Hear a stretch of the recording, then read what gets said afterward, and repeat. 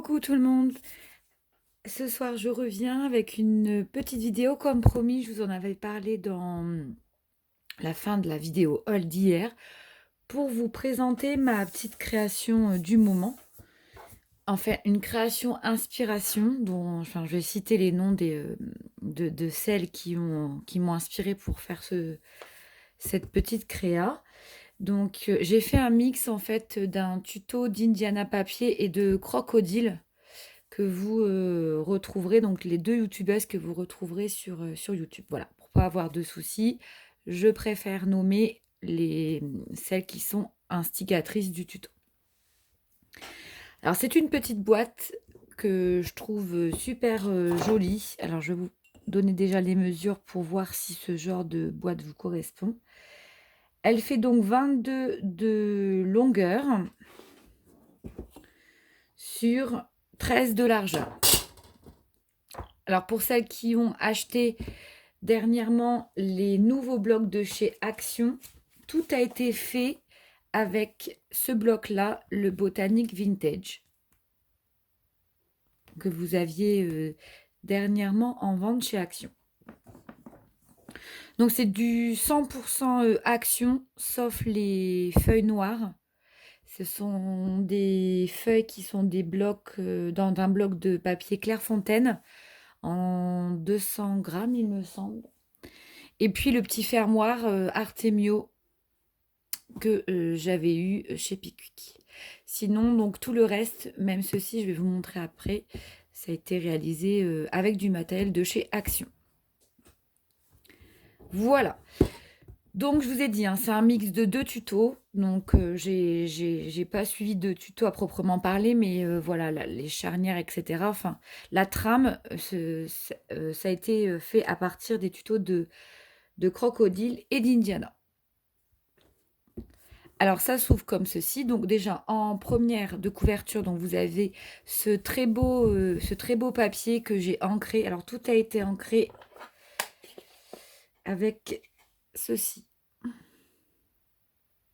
Voilà, pour donner un effet un peu vieilli à la malle. Je trouve ce papier juste très très joli, donc je l'ai ancré. Hein, ça donne un effet un peu vieillissant, vous voyez. Voilà. Sur les côtés, donc, c'est le vert que vous trouverez dans le set de papier. Donc, en dessous, voilà, j'ai pris des coloris assez anciens, en fait, des papiers qui font un peu effet usé. Et de l'autre côté, la même chose. Donc, pour les charnières, moi, j'avais pas de dies charnière à proprement parler. Donc, j'ai utilisé ceci de chez Action.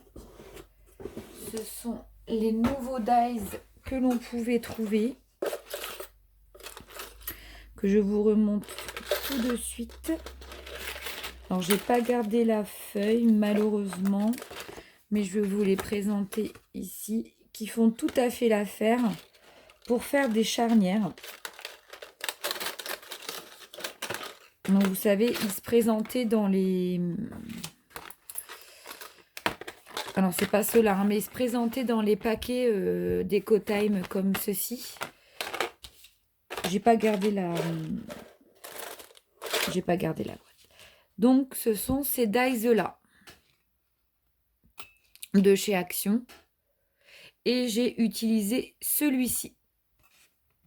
Celui-ci, si mes souvenirs... Non, attendez que je ne dise pas de bêtises.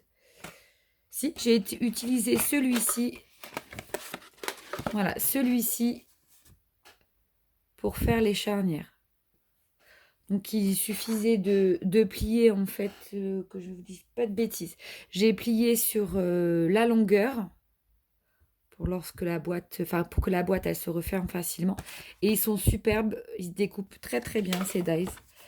Je vais vous montrer ce que ça donne. Donc là, j'ai pris du papier pour faire les charnières. J'ai pris le papier, par contre, parce que comme ça va être très souvent...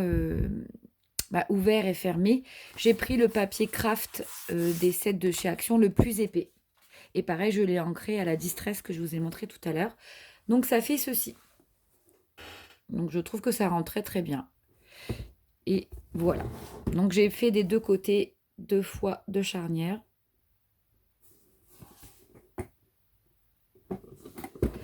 Alors la boîte, elle se présente comme ceci. Donc on l'ouvre. C'est tout simple en fait. C'est un petit mécanisme, un petit levier. Et elle s'ouvre comme ceci. Donc elle se présente comme cela. J'ai pas fini encore. Donc là, je vais m'inspirer du tuto de Crocodile. Elle a fait des espèces de petites lanières pour pouvoir garder les petites boîtes photos bien en place pour qu'elles ne tombent pas. Voilà, donc ça se présente comme ceci, pardon. Vous ouvrez, donc là vous avez un grand compartiment, donc vous pouvez mettre plein de petits livrets que Crocodile explique très très bien pour mettre des photos en 10 x 15. Donc là, elle explique très très bien comment confectionner les petits livrets. Donc ensuite, vous n'avez plus qu'à les recouvrir. Vous voyez, et on les insère ici sur les côtés. Voilà, on les insère. Donc là, je pense qu'on peut mettre 3 boîtes. 3 aussi ici et 6 ici. Donc ça fait 6, ça fait à peu près 12. Vous pouvez mettre jusqu'à 12 boîtes dedans. Et voilà comment se présentent les livrets. Donc là, c'est pareil, hein, j'ai utilisé toutes les feuilles du kit Botanique Vintage. Et ça s'ouvre, alors, voilà, comme ceci. Donc là, je n'ai pas décoré parce que je trouve que ça fait beau. Et vous pouvez mettre donc plein de boîtes. Là, j'en ai fait une autre. Voilà. Une autre également comme ceci avec les papiers de la collection. Je vais vous les ouvrir. Et en fond de boîte, voilà. Et en fond de boîte, donc j'ai mis cette feuille-là. Voilà, je trouve ça très chouette. Et on peut décliner ce style de boîte vraiment avec tous les papiers qu'on a. Je trouve ça très joli. Donc on peut mettre des grandes boîtes aussi. Hein. Je sais que Crocodile propose le tuto pour faire des grandes boîtes. Ça fait combien à peu près en longueur là? Ça fait 22, ben, je vous l'ai dit au début, 22 par 17. Mais après moi je n'imprime pas de photos grand format. Donc je vais privilégier la création de petites boîtes comme ça en 10 x 15 qui font 2 d'épaisseur. Donc on peut mettre quand même déjà pas mal de photos. Donc pour ma part, j'en mettrai 6 dans la boîte centrale et 3 dans les boîtes annexes. Voilà, il me suffira enfin pour finaliser de faire le petit passant pour pas que les boîtes tombent lorsqu'on les referme. Et donc ça se referme comme ceci, donc on veille à bien mettre comme ceci, et voilà. Donc je la trouve très jolie, franchement c'est super solide avec le papier. Moi je trouve qu'il faut prendre au moins du 200 grammes. Il n'y a même pas de cartonnage, mais c'est que du papier qu'on a rigidifié en fait en mettant du papier décor. Je trouve que la boîte elle se tient super bien et elle est très très belle. Donc j'hésite, je pense que je vais rien mettre en fait sur le devant parce que le papier il est tellement chargé que ça ferait beaucoup trop. Je pensais mettre des petits, je pensais mettre un médaillon. Alors j'essaie de trouver. Je pensais mettre ces petits papillons là. Alors je sais pas ce que vous en pensez, mais après j'ai peur que ça fasse vraiment trop chargé. Je trouve que la boîte comme ça c'est très très joli. Je sais pas ce que vous en pensez, dites-moi. Est-ce que vous auriez remis autre chose? Bon, en tout cas, je me tâte encore à savoir si je vais mettre ou pas. Voilà, donc si vous voulez faire un mix, je vous ai donné donc les noms des youtubeuses. N'hésitez pas à aller faire un tour sur leur chaîne. En tout cas, je suis très contente, je la trouve très très jolie. On peut mettre d'autres choses, hein. Là, on a mis des boîtes pour mettre des photos, mais on peut tout à fait mettre... ça peut être une boîte pour faire des embellissements, pour mettre des... Est-ce qu'on pourrait mettre des feutres? Attendez, je vais regarder. admettons les... Bon, après, ça n'a pas d'intérêt, par exemple, les aquamarqueurs, parce qu'ils ont des boîtes. Mais vous voyez, on pourrait tout à fait mettre des feutres, par exemple, ou toute autre chose. En tout cas, ça rentre parfaitement. Ou du matériel de scrap, hein. Ça peut faire un rangement de scrap également, ou des embellissements, ou des plâtres, tout ce que vous voulez, des die cuts, un peu tout. Moi, je pense que celle-ci, je vais l'utiliser pour mettre les photos du printemps qui arrive. Mais pourquoi pas